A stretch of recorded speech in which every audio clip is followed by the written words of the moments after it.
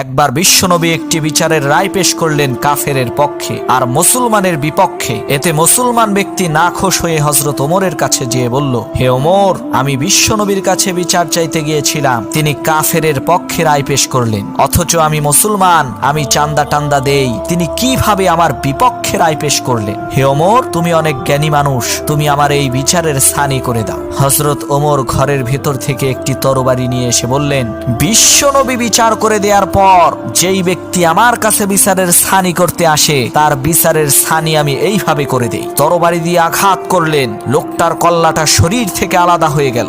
সমগ্র আরবের মধ্যে সংবাদ ছড়িয়ে পড়ল যে হযরত ওমর মুসলমান হত্যা করেছে। বিশ্বনবীও চিন্তিত। এদিকে আরশে আজিম থেকে মহান আল্লাহ রব্বুল আলামিন হযরত ওমরের কাছে খুশি হয়ে গেলেন। তিনি পবিত্র কোরআনের আয়াত নাজিল করে বললেন, হে নবী, আপনার রবের কসম, এই ব্যক্তি মুমিন ছিল না, সে ছিল মুনাফিক।